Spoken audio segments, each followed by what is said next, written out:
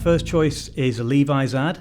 There's loads of Levi's ads I could have picked, but I picked Levi's Flat Eric. Through life, I've always liked the things I don't quite understand, the stuff that doesn't quite make sense. That's always intrigued me. This ad has loads of that. They put an 8-track cassette in and they bop along to this track.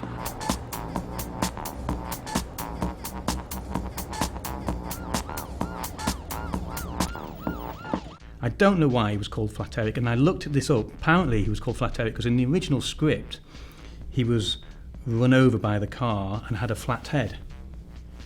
The name stayed, but the concept of the flat-headed monkey disappeared. I don't even know if he's a monkey, if I'm honest with you.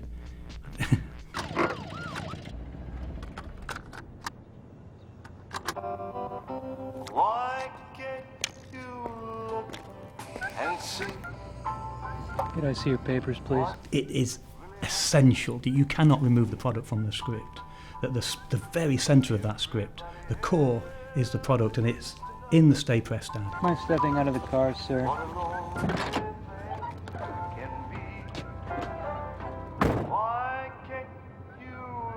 Could you open the trunk, please? Then he opens the boot of the car, and there's a kind of a product shot. There's like a Levi's counter in the back of the car. Have a good day, gentlemen. If it had just been a bag full of clothes, it wouldn't have been very good. It would have just been, a lot of directors would have done that. But I think the genius in this, and the genius of BB-8 is to go, no, make the car, it's a fashion ad at the heart of it, really. Maybe you could tell me. It's just all odd. I love that. I really love that. My theme was that you don't have to have masses of CGI, masses of budget. What you need is writers and writing, and a great example of that is my second commercial, which is the Natural Confectionery Company. Isn't it so cool that we contain only natural colours and natural flavours? Bring on the trumpets! What? You know, you've got the best commercials director in the world directing just 2 sweets out of a pack on an office table. Bring on the trumpets! It's got nothing to do with trumpets. I was just talking about natural colours and natural flavours. Bring on the trumpets! Now, there's no logic to that. It is brilliant, because you cannot not watch it, and you cannot not smile when you watch it, and you cannot ignore the audacity of that moment. And to me, it's still brilliant. What does that mean? Bring on the trumpets! Stop saying that. Bring on the trumpets! Bring on the trumpets! I didn't say anything. Trumpets! I still think of that ad every time I sit down to write something. Is just, what is the audacious moment? What is the bit that makes you go, why? Why? How did they do that? Why did they do that?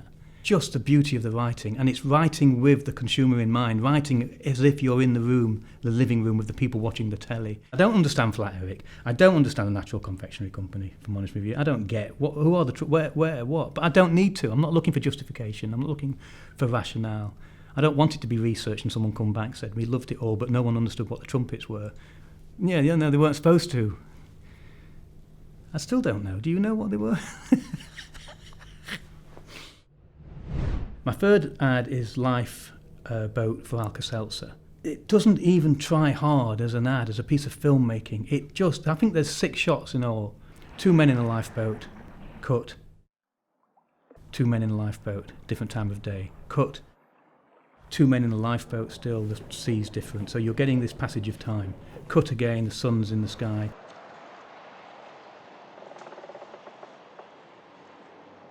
It's kind of a nice shot, but again, my mum could have shot it, if I'm honest.